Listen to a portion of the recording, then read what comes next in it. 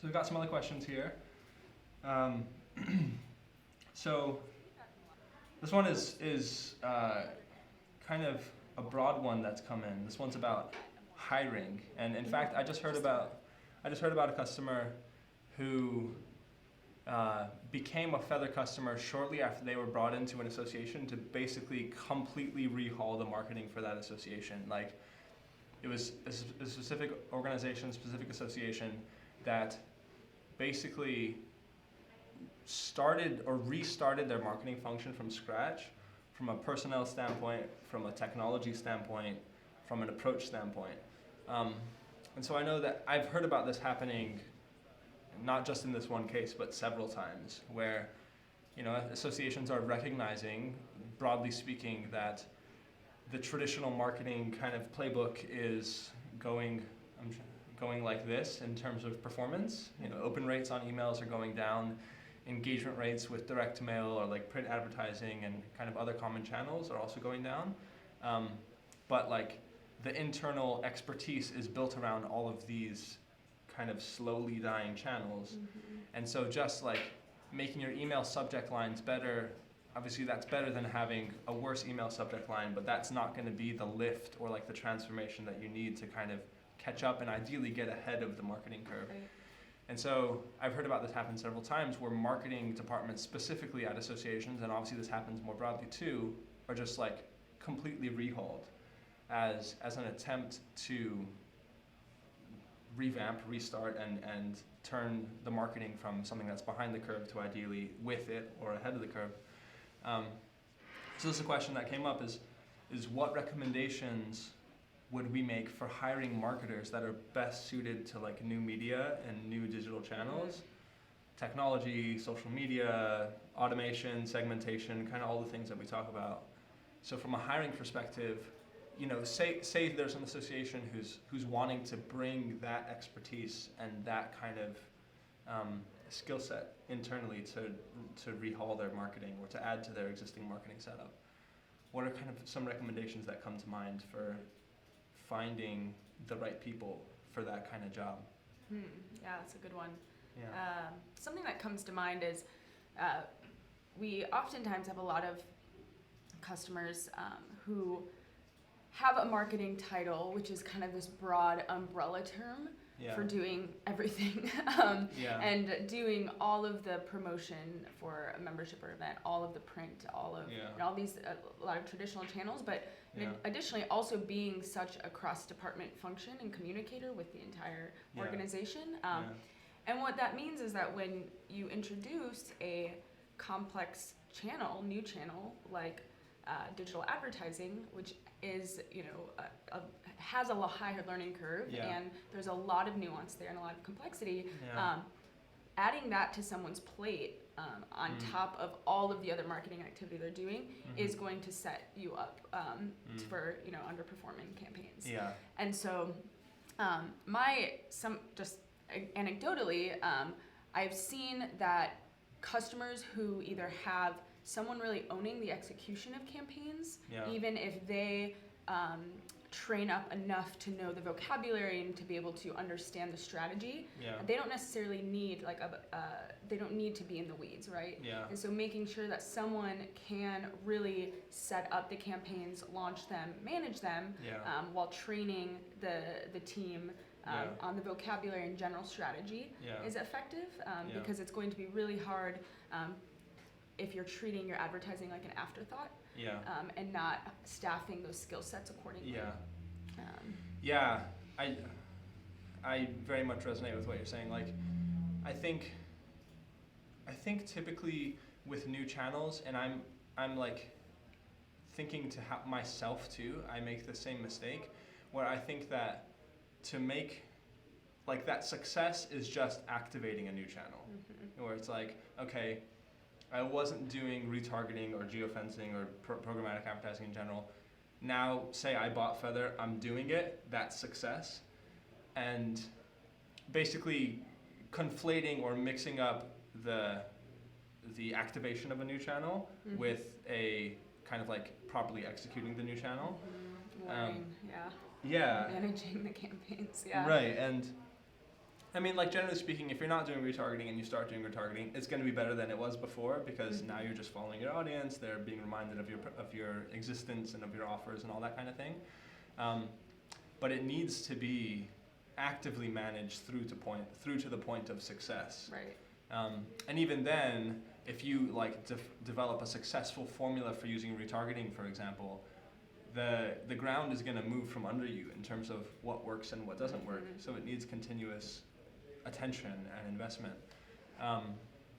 And so yeah, like piggybacking off of your point, I think it very much does need ownership, and I think that people are waking up to that. It's new marketing channels. They're not just successful upon activation. So even if you can get to the point of getting a new channel set up for yourself, maybe you start paid Facebook advertising or paid LinkedIn advertising or retargeting or geofencing with Feathr or another program, just getting to the point of being set up is not the point of success. And so I think the first thing is acknowledging that truth that it requires active management. The other thing I'd say is that even though it's difficult, and even though, to your point, marketers are doing so many things at event companies and association companies, I would highly suggest, if possible, to run your new channels yourself First, yeah. for like at least some amount, like maybe one event cycle, or like maybe you plan it in such a way that maybe you have your annual event in September, but you have a regional meeting in April.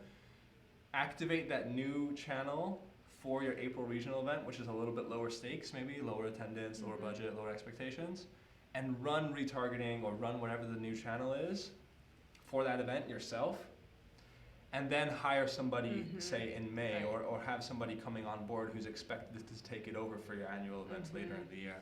And that's just because it's extremely difficult to manage something that you don't have any familiarity with. Right. And what'll happen is things will be going well or not going well, but you won't have the familiarity to be able to course correct or to work with the person who's actually managing it to make the changes that need to be made. And you won't know what questions to ask, what metrics to look at to measure performance and to change course, all those kind of things. And so that's another thing is like, one, like you're saying, don't treat it like an overthought. Two, recognize that it needs somebody who has discrete ownership of it. But three, if possible, before bringing somebody on to do it, try to manage it yourself so that you have the experience to be able to manage it well. Right. Absolutely. And that's hard, but if you can plan to do that, I think that'll make your success with new channels significantly better. Right. Yeah. And and actually even in Facebook's Facebook Blueprint course, which is their advertising course that they've laid out, it's fascinating because you actually see that it's broken up in Facebook Blueprint for planners, Facebook Blueprint for actual campaign managers, and then there's one other one that is just a slightly different iteration of that. And it really is, there is a specific path laid out for Facebook marketers for if you are not going to be in the day-to-day campaign management, but you are going to be owning these metrics and overseeing it, and because you still need to know the vocabulary, you need to understand, the concepts and how the targeting works, even if you don't need to know, the nitty-gritty of the app. And so I think that is, I think that's a great way to think about it too, is maybe try it out yourself, like you said, to ramp up the campaign so you at least have a handle on it, and then find someone else to really own that execution. And that's where our team comes in too for Feathr customers, is that we are actively managing the campaigns, but our customers are still very involved. We're sending them reports every 2 weeks, they're asking questions, we do review calls, so that they really have a blueprint to be able to take that and run with it themselves if they wanted to, and not have to rely on us the whole time. Cool. Great. Let's move on to another question. So this is a question about referral programs. Simple question. What are some ways to improve referral programs? And so this could probably refer to like exhibitor referral programs or exhibitor invite programs, maybe sponsor invite programs, speaker ones, maybe even like membership referral programs or attendee referral programs.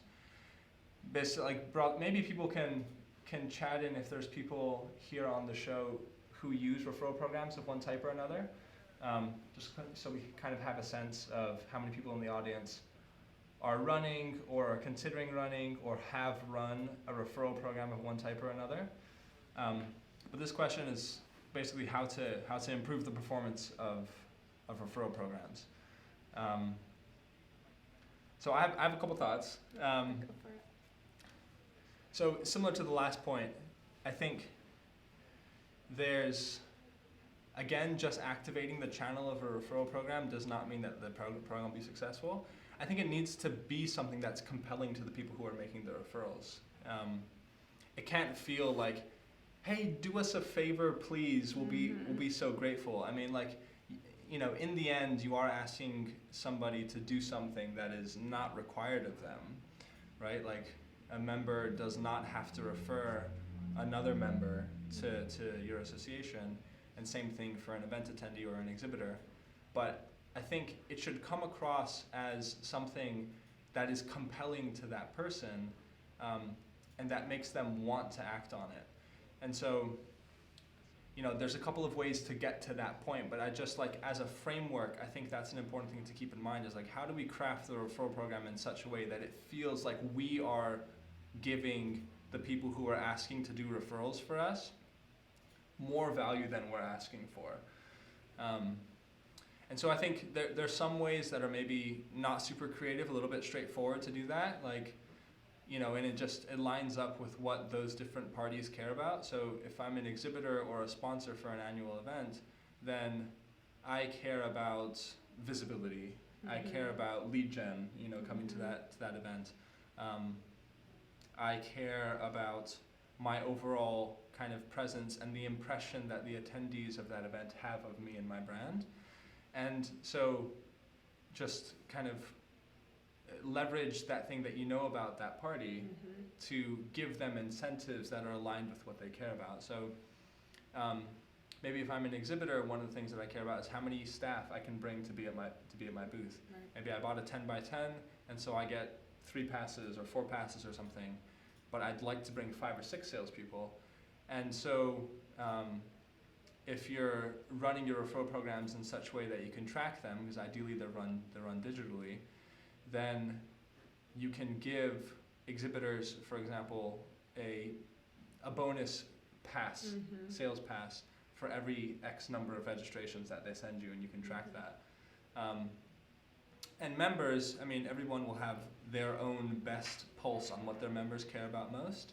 But depending on the organization, some members might be really heavily weighted towards caring about ongoing education, and some might be more interested in things like professional networking or like career opportunities, and some might be both. And so, you know, everyone will have a mix, but you'll have your own sense about what your members care about most, and so you can create an incentive for participation that lines up with that desire. And so if I'm a very education-focused association, and I know that my members are primarily members for my educational resources, then maybe I can provide, you know, free access to some paid educational opportunities if those members refer a certain number of member leads to me, for example.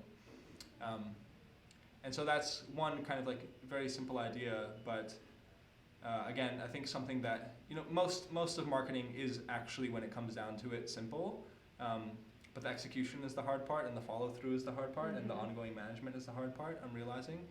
And so treat your referral program, approach it from the lens of how can I make the referral program so compelling to the audience that I'm asking to refer that it feels like they're getting more value than they're giving. Right. And I think incentives that line up with what those different parties care about is a good way to do that. Yeah, so I'm not sure if anything else kind of comes to mind for you. Yeah, I would echo that. I see when we do incentive programs, you know, we've done a lot of different versions for customers, and it's they work better when the incentive is aligned with the actual exhibitor booth space or the speaker slot, right? So instead of doing like a $25 gift card or some kind of random freebie from a vendor, making it aligned where Yeah. VIP upgrades is great because these people that are going to be going to the event, then they're Yeah. going to get more value, more lead gen, a better experience overall. Right. That is enough to move the needle a lot of times. Right. Yeah, making it a generous offer to actually motivate Yeah. people to share is important. So Yeah. I would agree. The other one I think is just, and you've probably seen this, is just like consistency of the promotion of the program. Mm-hmm. Yes. Yeah, and like leaderboards, so like make it competitive if you Oh. think your partners are going to respond to that. Yeah. So like actually call out, the Mm. sponsors or exhibitors or speakers on your social channels who are doing best that are bringing in the most registrations. Give them free promotion during the promotional period. Yeah, yeah. So competition Maybe is in an huge. email too, Mhm. like a weekly update email. Yep, weekly update of who's in the lead, absolutely. And really the earlier that your partners know about the program, Yeah. the more time you have to iterate also and Yeah. receive feedback from them and make sure they're educated on the program. Yeah. And then you can change up the incentives if you are getting signals of feedback. Right. And so trying to launch a last minute referral program a lot of times falls flat because Yeah. you're just kind of shooting in the dark. Right. You only have one direction Mhm. available just because you have such little time to work Right. on it. Yeah. The other thing I'd say on this is it's tied to the point I made, but like, what is the offer or the benefit to that person in addition to the incentive that you're giving them? Mhm. Because there is one, and I think it's just about making it visible. So if you think about it, I often think about designing a marketing campaign from the lens of what would the landing page for this campaign look like, and what Mhm. would the headline be, Mhm. as a leading kind of thought exercise for what should the communication around this be. So for example, if you had a landing page that was about, we'll stick with exhibitor referral program for an annual meeting. A headline could be, join our referral program for XYZ conference or expo 2020, right? Mhm. That is a headline, Mhm. right? And that headline would be kind of like informationally accurate, and it would be the call to action that you ultimately care about as the marketer running that program. But that is like completely devoid of any kind of benefit Right. to the exhibitor. Something along the lines, I think, which is in the direction of what you might want to do, is think about what is the benefit to the person taking action in regards to this. So like a headline could be like, meet more of your customers, prospects, and opportunities at XYZ Expo 2020, right?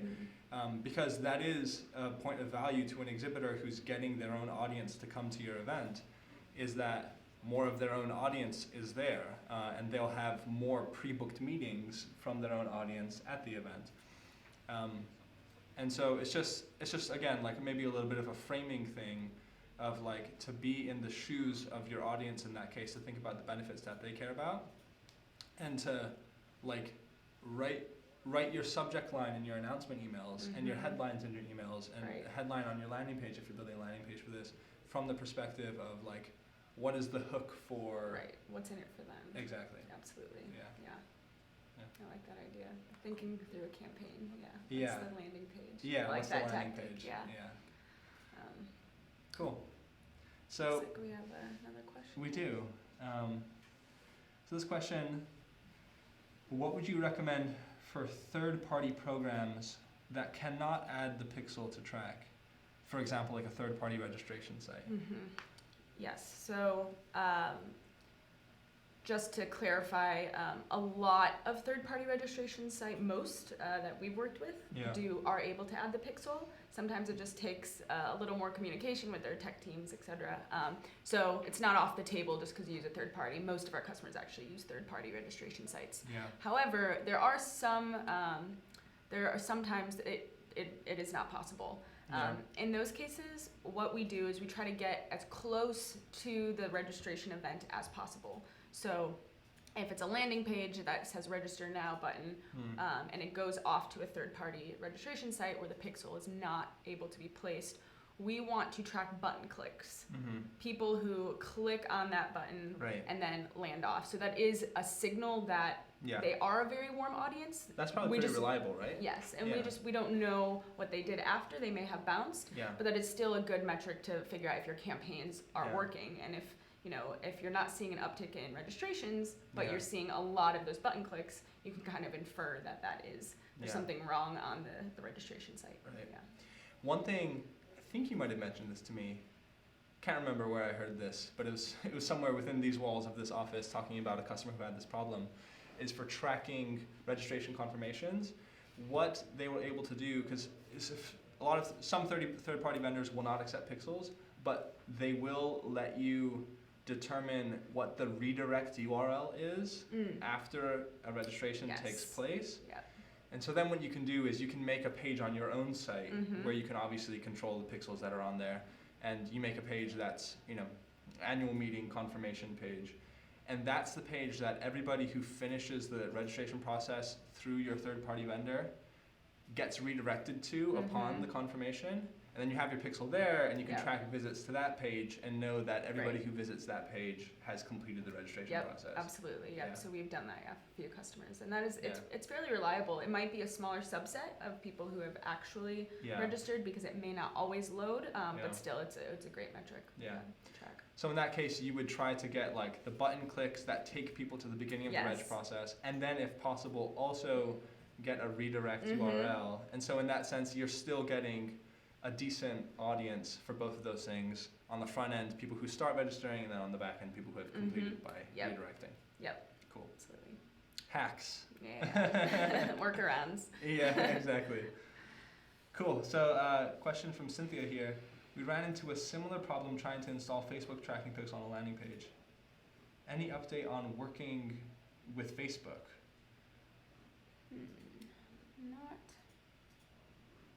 We ran into some problem trying to install Facebook tracking pixel on a landing page.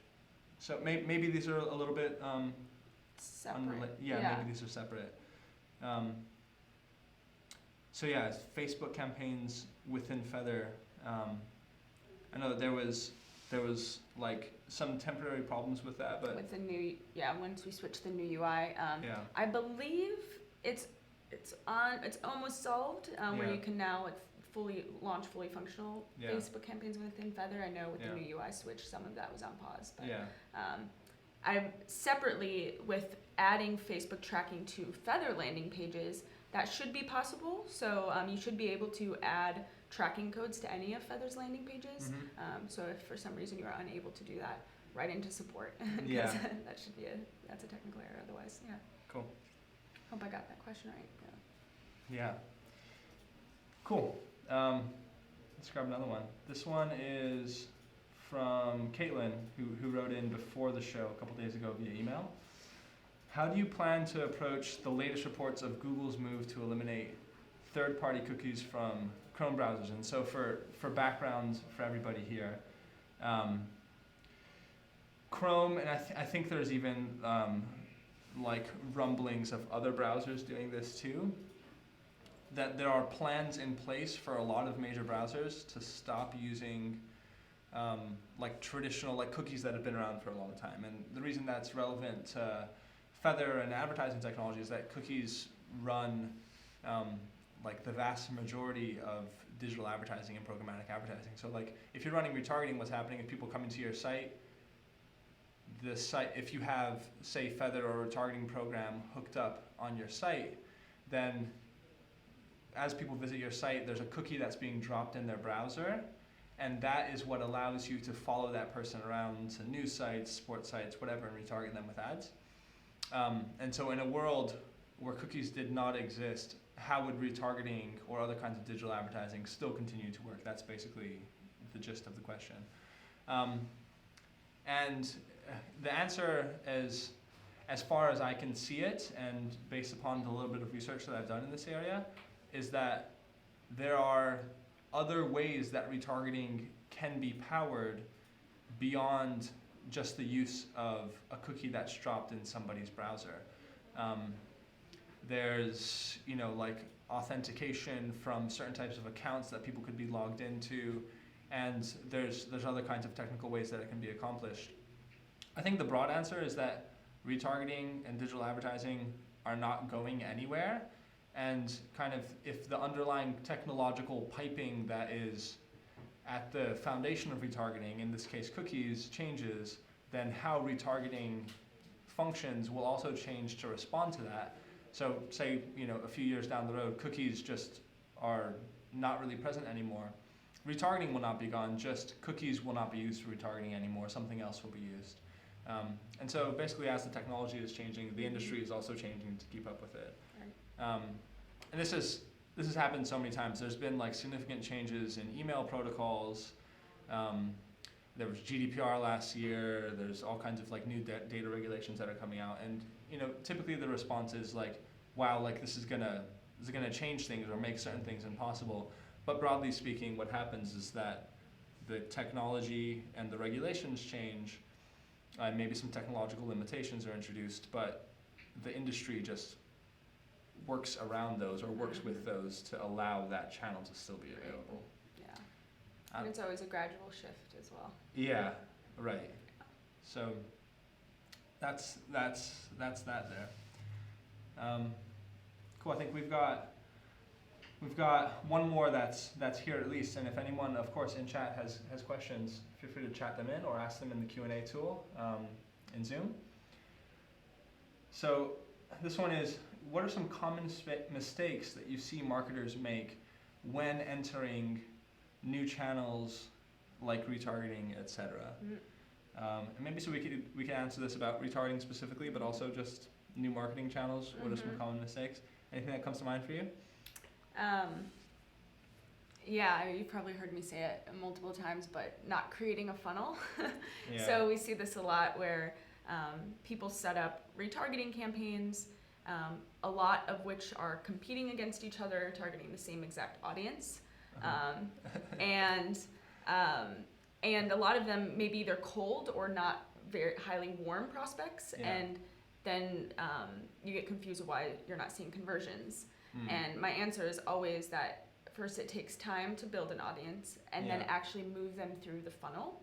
So if you have an $1,000 ticket sale and you launch 3 retargeting campaigns to your broad website audience, and for 2 weeks, you may not see conversions right away, especially if they're competing against each other too for the same exact audience. Right. And so it's important to recognize that there are a lot of factors that come into play of how to move someone through a funnel and how to set up your retargeting campaigns. Timing is super important, your natural audience buying behavior. So if you're on a membership decline, so that means the demand for membership is going down. A retargeting campaign isn't overnight going to make you be in positive net growth for membership, right? The demand is there, the offer is lacking. And so it's important to realize that retargeting is just a tool to get a message in front of your audience. It is not going to solve for lack of demand per se. So it's important to switch up creative, switch up your offer, make sure that you're giving enough time to run and analyze these retargeting campaigns and not just launching one and hoping to see like immediate results. Yes. Broadly, do you recommend typically that any given audience is only seeing one offer at a time? Do you think that's a best practice? I wouldn't say that's a broad best practice. It really depends. But you want to be mindful about how the frequency of those ads being served and what the offers are and how many. So I would say maybe 2 offers at a low frequency over a given month is much more acceptable than having 5 different offers highly saturating an audience over a short period of time, because then you're just going to confuse the audience. But I wouldn't say that you only need one at all times, but it's important, again, if you're new to retargeting, try 1 or test 2 at the same time and see which one is more, getting more engagement. Learnings. Cool. I think one of the things that I think about is, again, related to a point that I've made already today, is that entering a new channel is not the point of success. I think that's so important to internalize, is that it's usually the like exciting, like sexy part. And you think about it from like a new campaign or a new channel standpoint. It's like maybe you launch a podcast and like that feels fun and exciting. But and this is getting away from channels into the realm of like new marketing campaigns. So like say you launch a podcast, it can feel like the win to launch the podcast, and it's certainly something to be celebrated. But that's just the beginning of creating success through that campaign. And I think the same thing is true for like all marketing channels. Like maybe you're not on YouTube and you make a YouTube channel and you post your first video. It's like, again, it's something to be celebrated. It's something to be proud of. But that's just the beginning of a long trek. And I think that as marketers, especially as there are so many channels, it's kind of like you can have like channel and campaign ADD, where it's like you launch a new channel or you launch a new program or a new campaign, and maybe you invest in it for a short amount of time, and then if it's not working at a certain expected level, then it's deemed that campaign or that channel is broken. Whereas really the problem is that it hasn't been invested into properly. And so I think that it's important as marketers to stay with the times and make sure that we are communicating in the channels that people are actually responding to. So like, you know, Facebook, LinkedIn, programmatic retargeting, like these channels are kind of just like proven channels. People are spending a ton of time on their phones and on their computers and on their devices, paying attention to those channels. So absolutely they're part of like any modern marketer's toolkit today is to be active in those channels. But to not spread yourself too thin from a channel or a program standpoint so that you can actually invest enough into these channels to make them as successful as they can be. I think that's a mistake that I've seen myself make and that I've seen other marketers make, is kind of celebrating the beginning of a new program or a new channel, and not either planning for or expecting that it's going to be several months of investment into a new program or into a new channel before you're really going to have a pulse on how performant that thing is for you.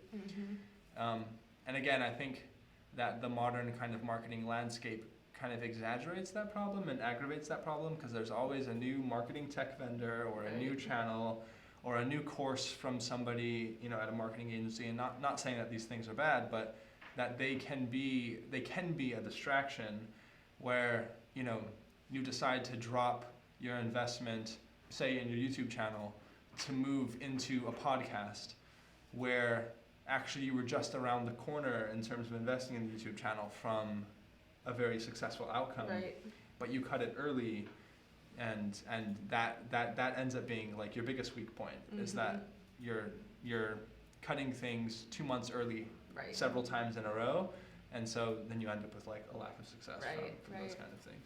And I think, you know, coming off of that point is testing is so important, and that's something we see a lot of people who are starting to do retargeting or any advertising campaigns fall into the trap of wanting results right away, but also not testing, and realizing that testing phase, even if you're not getting ROI, it's incredibly insightful to be able to understand more of what messages and audience groups are resonating with your organization or with your offer. That alone can inform all of your other marketing strategy, and you can get those insights firsthand from advertising campaigns. And so it's just important to realize that, it might take a couple months of like trying to really test your offer, your audience, your overall, you know, saturation point, all of those factors, your creative, your landing page, and that's fine. That's part of the process, and that's it's, you know, everyone goes through that. You shouldn't be discouraged. If anything, you now have way more insights about your organization and what people are responding to and resonating with. Right. Cool. All right, let's see if we got anything else that's coming. Okay, another one. What lead generation practices would you recommend? Oh, and there's actually a second question, also from Ya. What best practices for funnel development would you recommend? So this is a topic that we talked about on episode 1. Yeah. But it's coming up again. I think it's a good one. So what best practices for funnel development would you recommend? And then in addition, what lead generation practices would you recommend? These are both huge topics. They are, yes. But maybe we can... the Cliff Notes? Yeah, Cliff Notes version. Okay, so let's see. So for funnel development... Yeah. All right, I'm just trying to think of how to like make this Cliff Notes version. I think the first step is tracking and getting visibility into what your audience is already doing. Okay. So making sure you have tracking from top to bottom of the funnel. So just like those conversion segments we were talking about, make sure that you can actually see the visibility and start getting those web analytics. What's a good starting point for that? Because you can do like a 15-step funnel, but that might be crazy and unnecessary. Just make it easy. It's how many people are going to the website, how many people have a next level of intent, so that could be opening up the form or going to the pricing page or the about page, whatever step that is an indicator of your audience that they are interested, more interested than just going to the website. So full website audience or visits homepage, for example. Yeah, visits homepage. That's like your top of funnel awareness funnel stage. Yeah. And then like a deeper level of engagement. And you kind of have to define that. I mean, maybe for the use case of like an event or membership, it's like visiting the membership overview page or the member benefits page. Right. Yeah. Or an event overview page. Or even like you could have a collection of a handful of pages that represent that to you. Okay. Absolutely. Okay. So yeah, you can have a collection of pages that indicate the intent, and then let's just say the third and final step is going to the registration portal or sign up portal. Yeah. Not even completion yet, just that step. Right. So that's a very simple 3-step funnel. And so if you have your tracking in place and you're starting to collect those web analytics, whether that's Feathr or Google, you can now start seeing how large those groups of people are and where maybe there's some drop off. Yeah. And so if you're seeing a lot of people are interested in the member benefits pages, so the second step of the funnel, but they are not making it to the registration portal, it's like maybe your benefits are not compelling enough, or maybe the benefits page is not compelling enough. Maybe the way you're communicating it isn't. Yeah. And so maybe your CTA on the page isn't obvious enough. And And so at that point, we're not even launching any ad campaigns. Yeah. We're just creating that funnel and that visibility. Yeah. So it might actually be more helpful first to diagnose that step and create ad campaigns to help conversion with that step rather than just getting more people into the funnel. Because if you have a healthy number of people in that second step, you don't need to necessarily bring in more people in the top of the funnel. That would be a waste of money. Yeah. And so whether that's updating your creative, updating your offering, or just targeting those people with different messages with an ad campaign to get them to registration portal, that is a good first step. Yeah. Right. Yeah, that's so good, and because it's easy to assume you need to address your entire marketing funnel at once, but more often than not, you have a real bottleneck in one place. Like you might have the opposite situation where it's like the people that visit your site also visit a member benefits page, and the people who visit the membership benefits page also convert well in terms of getting to the membership checkout process. And if that's the case, then your bottleneck is at the top of the funnel. Right. It's increasing. See more people. Right. Yeah, more volume. But if you have a lot of traffic, but you have very few membership registrations, then you need to find where your bottleneck actually is and then focus on that then, instead of trying to diagnose and affect the entire funnel at once. Right. And I guess, would you recommend also treating creating a funnel for each of your main marketing goals? So you'd have an event attendance one and then a membership reg one. Yeah, or corporate partner lead gen, right? So you could actually you should have a different funnel for your different goals and different audience groups because they are different buyers. And something we actually do when I'm diagnosing is the very first thing I want to look at is how many people made it to the registration portal, and then how many signups have you had this month? A lot more times than not, there is such a drop off in that, and it's something related to the tech of just it being too clunky, or some really simple oversight Yeah. of the button being in the wrong place. Yeah. And that is such minimal work just Yeah. by having that visibility. Yeah. Yeah, so, okay, step one, you have a 3-step funnel. It's a homepage visit, then it's some kind of engagement activity, like visiting a membership benefits page is a good example. Then it's beginning the registration for that thing, and then fourth is the completing registration. And so if you can get a baseline for what basically your conversion rates between each step of that step of the funnel is, then you can know where to invest. Cool. And then we'll get to this one here just in these last couple of minutes, and then we need to wrap. But I'll just go ahead and say now, if anyone has questions that they'd like to get answered on the next show, because we'll do at least one of these a month. If anyone has follow-up questions, feel free to just email me directly. It's my first name, Abhay, A-B-H-A-Y @feathr.co. And I'll log your questions, throw them in a document for us, and we'll make sure to get them the next time. But we'll just take this last one for today. What lead generation practices would you recommend? So that's also a very broad question, but also certainly a very important one. Couple things around this that are, well, first of all, to say it's like, this is very situational. Depends what your goal is. It depends on what your definition of a lead is. It depends on your audience and kind of like what your existing baseline is, and it depends on the health of your funnel and like where your bottlenecks actually are.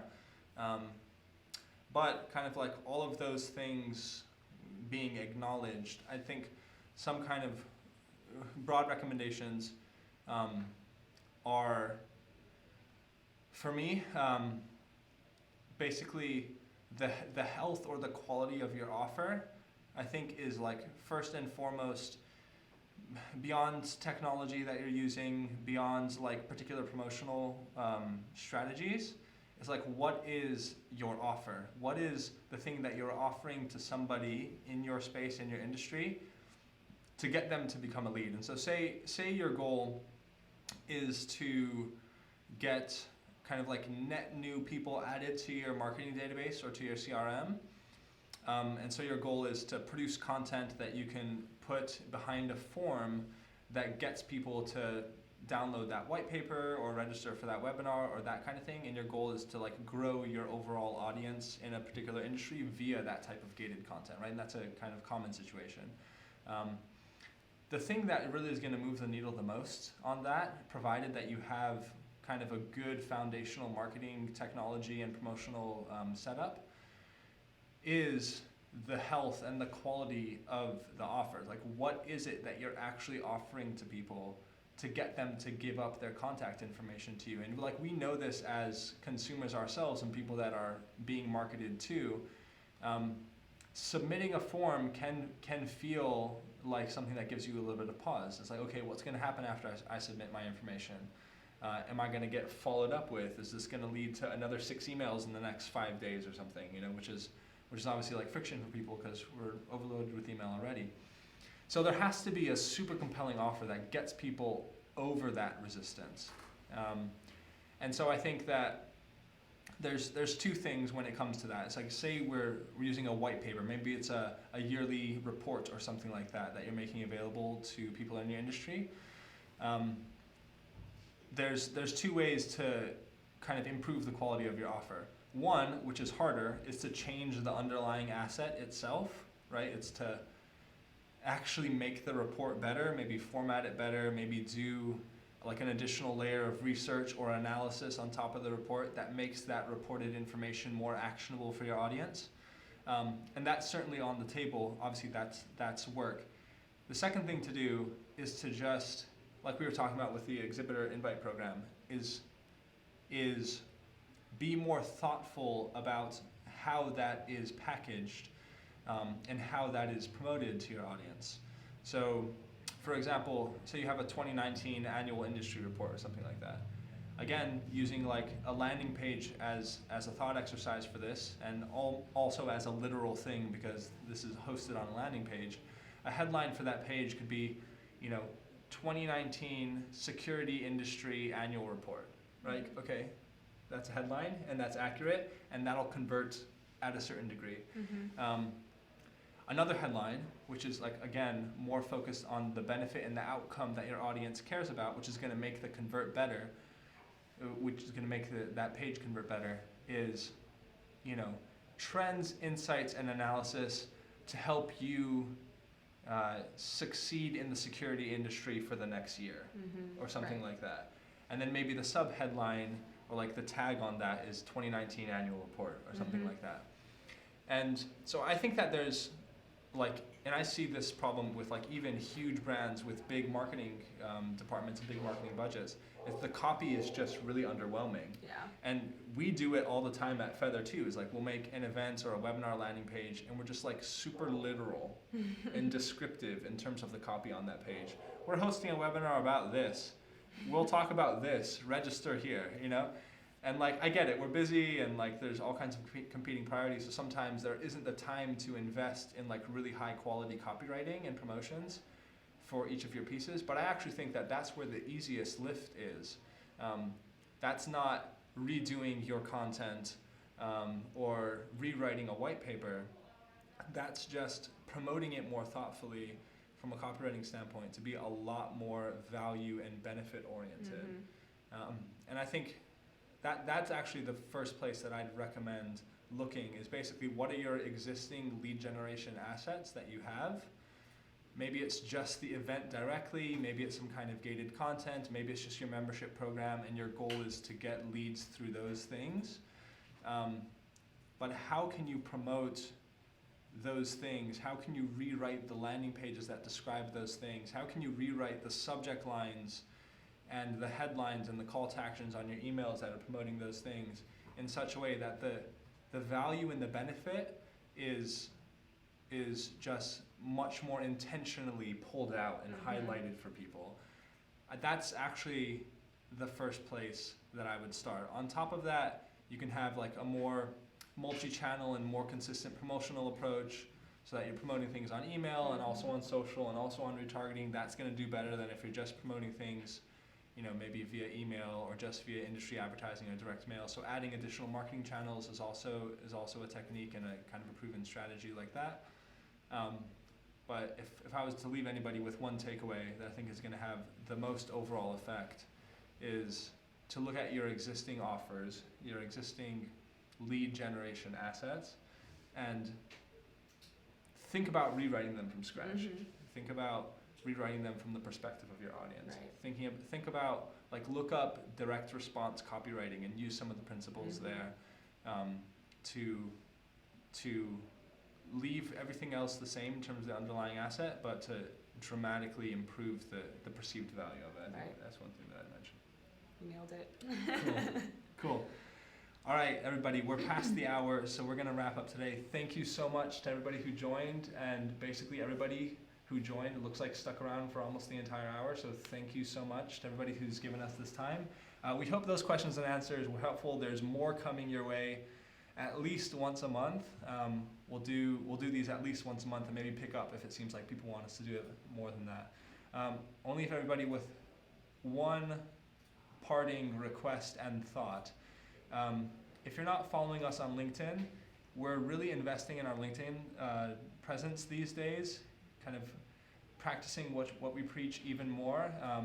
So in terms of this content, the recording of this Q&A session is going to be posted on our LinkedIn, also our YouTube, but we're also going to clip out individual questions and answers from this show and post them with subtitles to our LinkedIn page. So for everybody here, we would greatly appreciate if you're interested in getting that kind of content and other content as well. Check us out on LinkedIn, follow us on that page, and we'll be in touch there. That'll also be the place where we announce the next episode of the Ask Feathr show and also source questions just via comments on those posts. So check us out on LinkedIn and follow us there if you aren't already. Okay. Awesome. Thank you. That's it. Thanks for joining, Ariana. Yeah, absolutely. Okay. And that's it from us. We'll see you on the next one. Have a great day, everybody. Bye.